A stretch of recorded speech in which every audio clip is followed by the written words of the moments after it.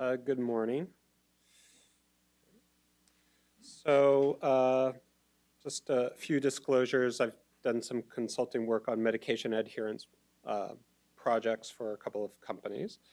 And I've been asked today to talk, to give a little bit of an overview of the inpatient discharge summary and outpatient after visit summaries. And let me begin by saying that there's not a lot of research out there on these types of documents.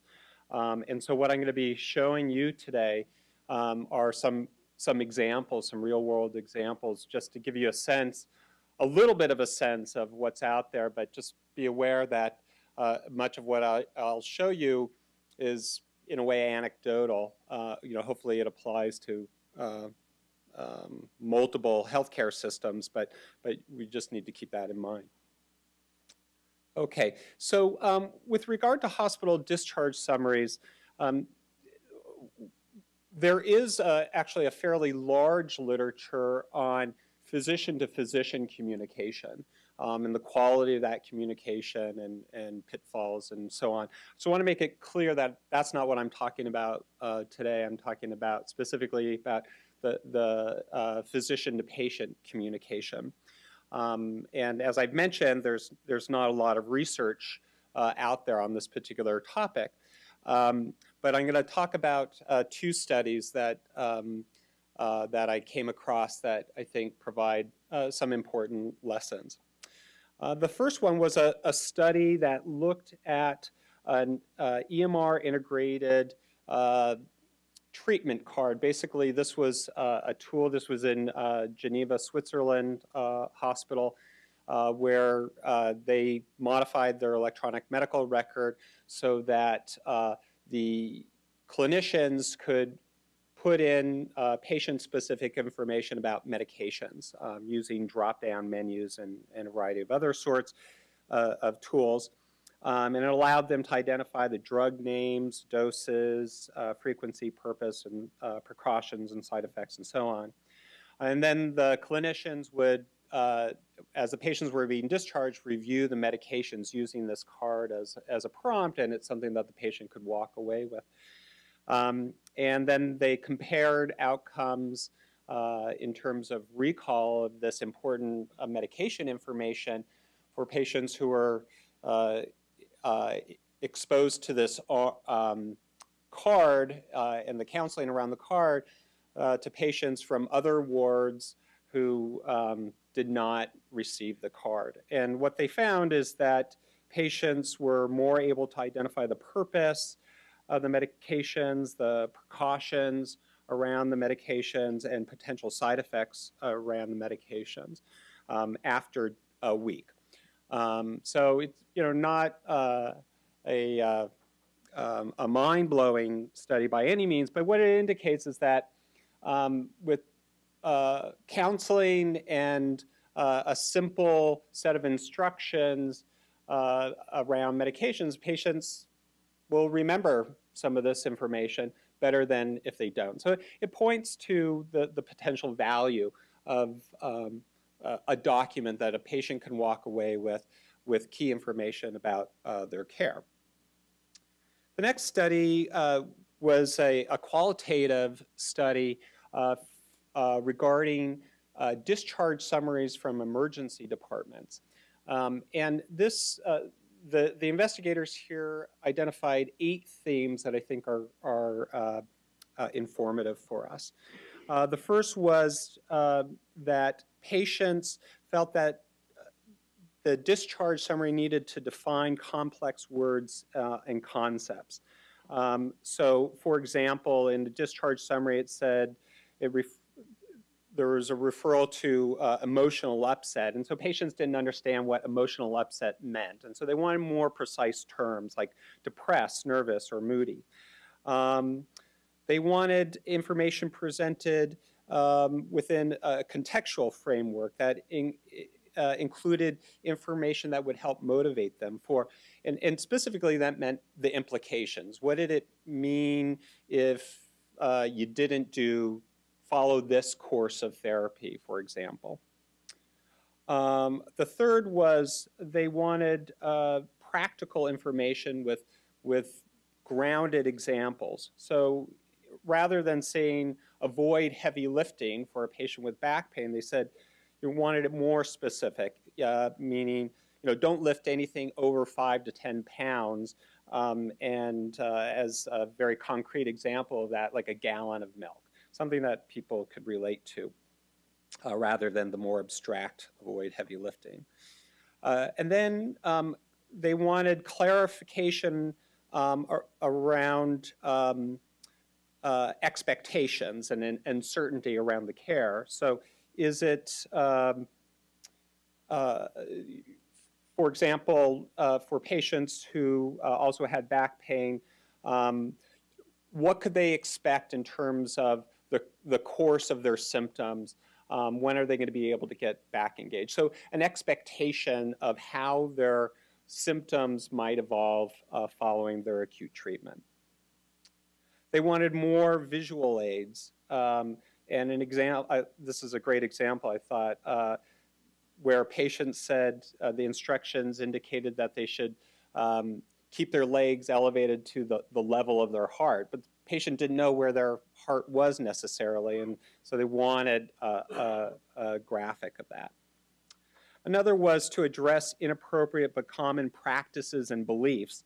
Many patients have the belief that you can't go to sleep if you had a concussion, and so they wanted straight information to counter common misperceptions.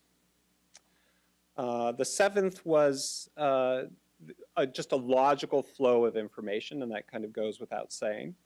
And then finally, they wanted emphasis on key points, and these patients identified the use of bold typing, for example.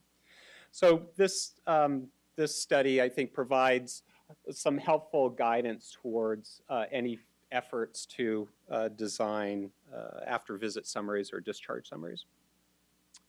So let me give you an example of an after-visit summary, which I pulled from our own institution. We're on EPIC at Mount Sinai.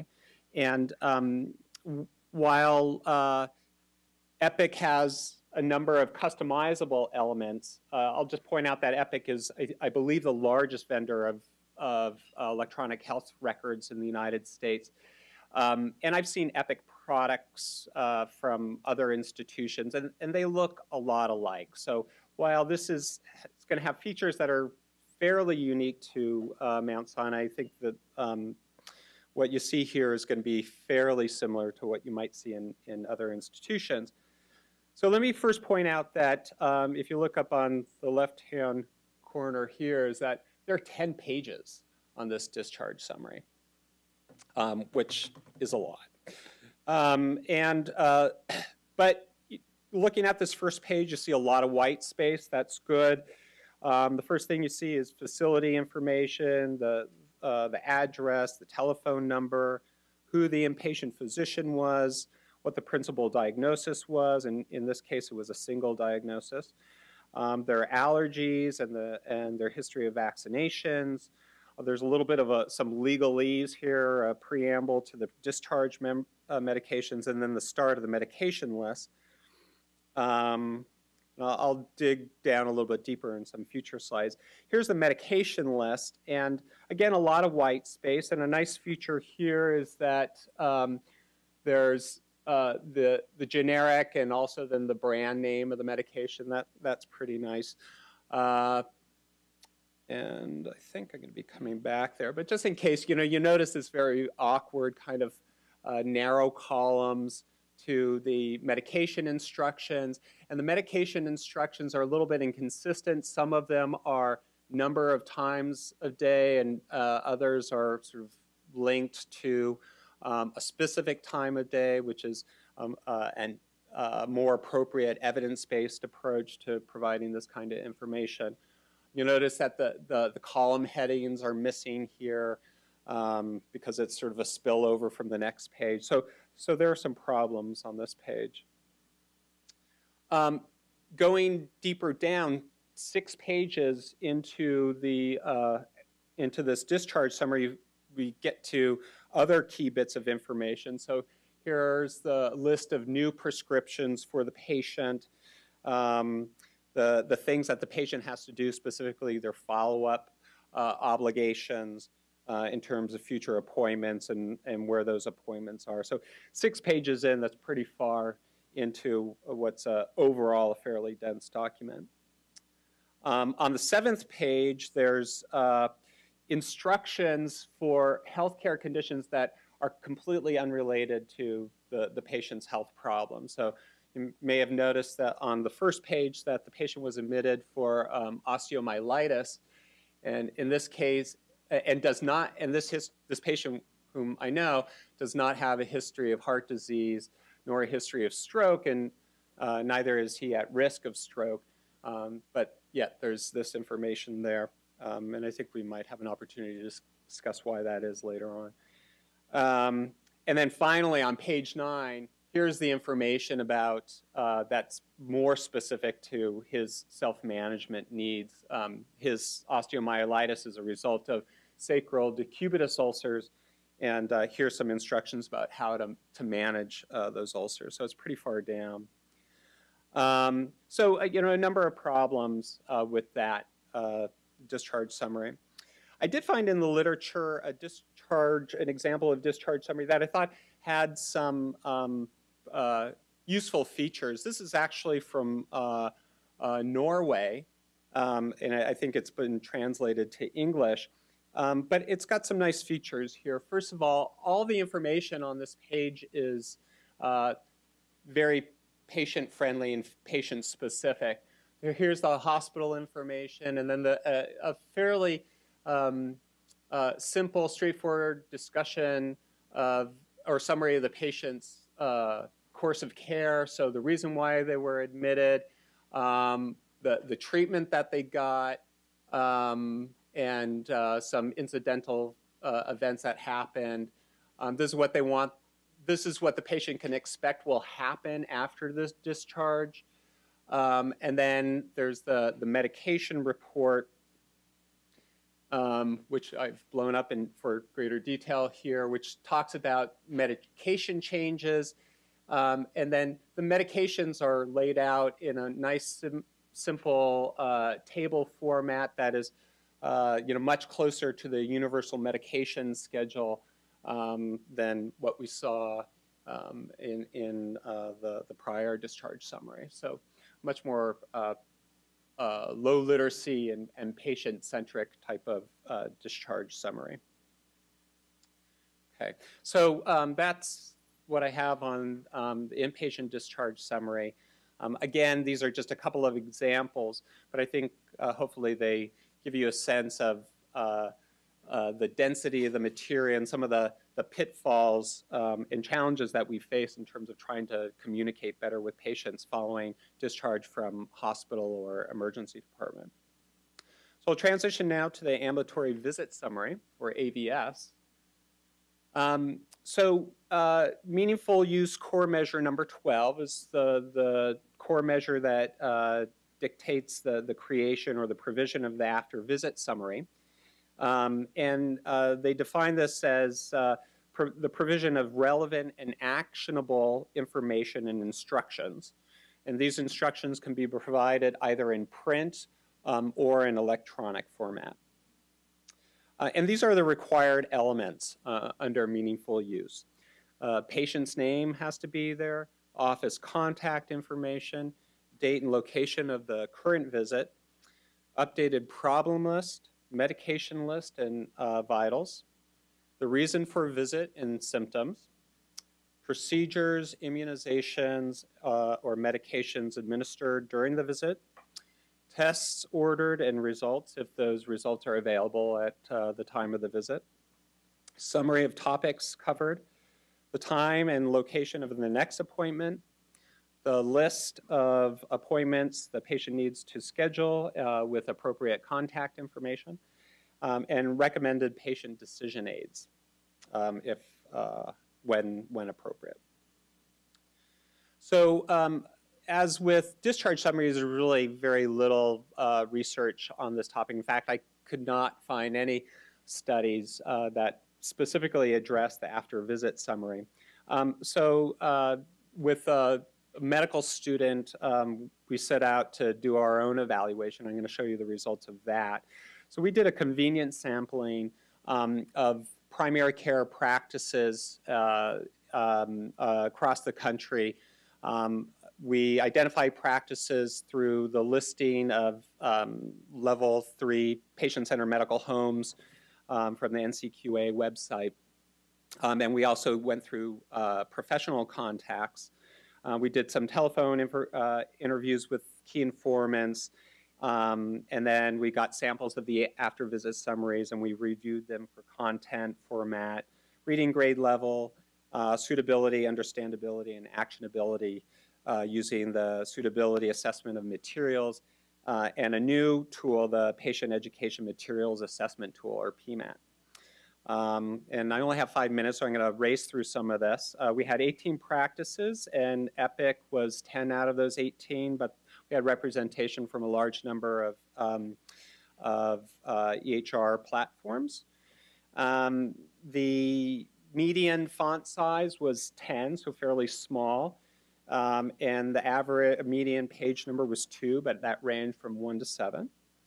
And here's the content. Medications were on every one of them, and demographics on most of them. About 3/4 had the primary care provider's name and condition-specific instructions. And the condition-specific instructions, by and large, were instructions that the physician filled in by themselves. So it's sort of free texted, and that's important, as I'll show you in a moment. Appointment information, consultations in 3/4. 2/3 of them had the diagnosis list, the visit date, and vital signs. About half had allergies. Return appointment information was only present on half of them. And only 1/4 had the patient problem list and a generalized set of instructions like what to do in case of an emergency. Goals of care were present only on 20%, and the immunization list on less than 20% of these after-visit summaries. I have information here on the order of content, and the only thing that I'm really going to say about this is that you'll notice that these after-visit summaries are formatted very differently. So you see a wide range of the order of content of these various bits of information. So what that points to is that nobody's following a particular structure to building these after-visit summaries. They're doing them locally, or in the case of private companies, they're following their own prescription for this. But there's no common approach. So just a couple of examples. Here's one of a 2-page after-visit summary. It's got provider information, instructions, new prescriptions, med lists, general instructions, problem list, and allergies.